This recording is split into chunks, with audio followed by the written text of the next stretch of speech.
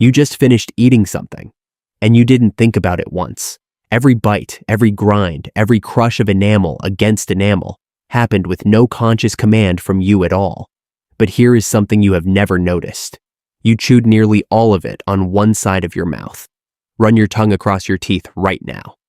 There is a side you trust, a side your jaw drifts toward without asking permission. Most of the food you have eaten across your entire life has been broken down by one half of your mouth while the other half quietly waited. You assume this is nothing, a random habit, a meaningless quirk of a busy mouth. But the real answer is far stranger, and it runs backward through millions of years, into the shape of your skull, the wiring of your brain, and the fires your oldest ancestors once crouched beside. This is your preferred chewing side, and it quietly knows things about you that you do not. Let's start with how common this is. Because you might imagine you chew evenly, alternating left and right like a fair little machine. You don't. Scientists who study this call it the preferred chewing side, and one of them, a researcher named Jordi Martinez Gomes at the University of Barcelona, spent years developing reliable ways to measure it. He gave people test foods and watched over and over which side did the work. The result was consistent. Most people have a dominant side, and they return to it meal after meal, year after year, without ever choosing it once. Think about that for a moment. Chewing is one of the few complex movements your body runs almost entirely on autopilot. Deep in your brainstem sits a cluster of neurons scientists call a central pattern generator, a tiny biological metronome that fires the rhythm of your jaw without ever consulting your conscious mind. You set the food in motion, and the machine takes over, which means the side you favor isn't really a decision you make at all. It's a setting buried far below thought, and it runs constantly. The average person chews something close to 1,000 times over a single ordinary meal, and hundreds of thousands of times across a year. Each one of those closes on the same trusted side, again and again. A vote repeated so many times, it stops looking like a choice at all. You have been rehearsing this one small bias your entire life. You just never had a reason to watch yourself do it. So why do you have one? Why doesn't your mouth simply share the load? The easy answer is your teeth. Maybe you avoid the side with the old filling, or the molar that once ached in the night. And sometimes that's exactly it. A sore tooth will absolutely shove you to the other side. But here is the first twist. When researchers looked at people with perfectly healthy, symmetrical mouths, nothing missing, nothing hurting, the preference did not disappear. People with no reason at all to favor a side still leaned, strongly, toward one of them. Which tells you the answer is not only living in your mouth, it is living in your brain.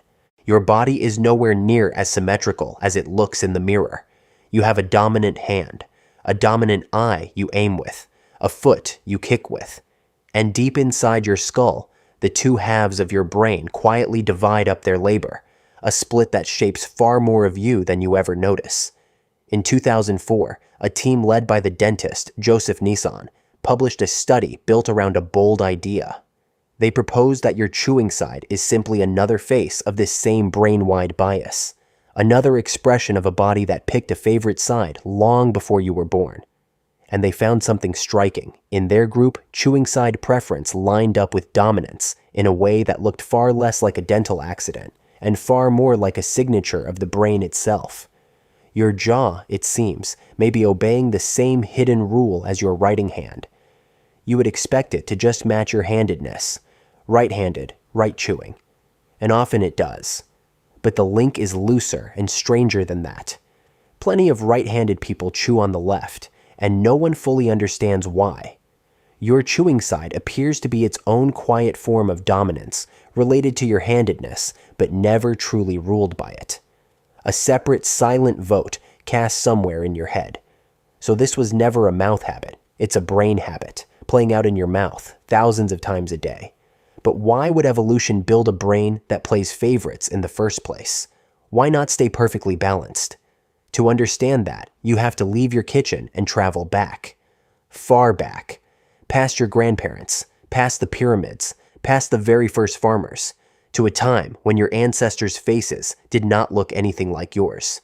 They had enormous jaws, thick, heavy, anchored by muscles that climbed the sides of the skull like cables, because their food fought back, raw roots, tough stems, sinewy, uncooked meat clinging to bone. The dental anthropologist Peter Ungar has spent his career reading the microscopic scratches carved into ancient teeth, a record left by every gritty, punishing meal. Those teeth tell a brutal story. Your ancestors ate food full of sand and fiber and toughness we would find almost inedible today. Food that ground their molars flat. Chewing for them was not a thing you did while scrolling your phone. It was labor. Some estimates suggest early humans and their relatives spent hours of every single day just grinding food into something they could swallow. Hours. Can you imagine your jaw working that hard, from sunrise to dark, only to eat? And then something changed. Something inside a single gene. Around 2.5 million years ago, a mutation appeared in a gene called MYH16. In 2004, a researcher named Hansel Stedman and his team published this discovery in the journal Nature, and it quietly rewrote the story of the human face. That gene built the large, powerful muscles that slam the jaw shut. The mutation broke it. Suddenly, the lineage leading to you carried smaller, weaker chewing muscles than every ape and ancestor around them. That sounds like a catastrophe. Weaker bite, less power, harder to survive. But here is the astonishing part. Those massive muscles had been wrapping the skull like a tight helmet, physically squeezing the brain case and limiting how much it could grow. When the muscles shrank, the pressure lifted, and the skull was suddenly free to expand. Right around that same window in the fossil record, human brains begin to swell. Let that settle, because it is easy to rush past. You may have partly traded the strength of your bite for the size of your mind. The very reason you can read and understand this sentence might be tangled up with the reason your jaw is no longer a weapon. Your ancestors gave up crushing power, and in the space that opened, a bigger brain grew, but a weak jaw still has to eat. So how did they survive, with muscles far too feeble to grind raw food for hours the way their ancestors had? The answer was fire. The Harvard primatologist Richard Wrangham has argued for decades that cooking was the great human shortcut. Heat does the chewing for you before the food ever touches your teeth. It softens tough fibers, breaks down stubborn tissue, and unlocks calories that raw food keeps locked away. Cooked food is, in a sense, already half digested by flame. So your ancestors gathered around fires, and the fire quietly finished the work their shrinking jaws no longer could. Meal after meal, generation after generation, the human face grew smaller, flatter, softer. Your gentle modern jaw is a monument to every fire that ever cooked a meal for someone whose blood you now carry. Now come back to the present, because this is where the ancient story reaches out and touches you directly.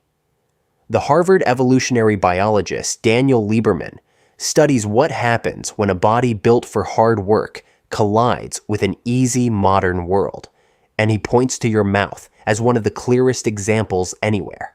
Your jaw grows to fit the demands you place on it as a child. Chew tough, fibrous, resistant food, and the jaw grows strong and wide with generous room for every tooth. Chew soft, processed, modern food, and the jaw grows smaller than the teeth it is supposed to hold. That is why so many people need braces. That is why wisdom teeth get trapped with nowhere left to go. Your crowded, crooked teeth may not be a genetic flaw at all. They may be evidence that you grew up chewing food that was simply too easy. A mouth that was never asked to work and so never fully grew. And your one favored side is part of this very same story. When food takes almost no effort, your brain stops bothering to balance the work between left and right. Why would it? It just routes every bite to the side it already trusts. And over years, that side builds slightly stronger muscle. The joint on that side wears in its own particular way. In some people, the face itself drifts faintly out of balance, one side subtly more developed than the other, sculpted by a preference they never even knew they carried. Look closely in the mirror sometime. The small asymmetry you find staring back might have been written by 10,000 meals you don't remember choosing a side for. A lifetime of quiet, one-sided grinding, slowly shaping the face you think of as simply yours. So the next time you eat, try something. Move the food to the other side. The wrong side. The side that always waits. It will feel clumsy, almost foreign, like signing your name with the opposite hand. That awkwardness is the entire story compressed into a single sensation. It is your brain revealing a preference so old and so deep that you lived your whole life inside it and never once noticed it was there. You are not a neutral machine grinding your food evenly and thoughtlessly. You are a beautifully lopsided creature shaped by shrinking muscles and ancient fires and a brain that picked a side before you could even walk. Every meal, without knowing it, you reenact a choice that was millions of years in the making. You just finished eating something.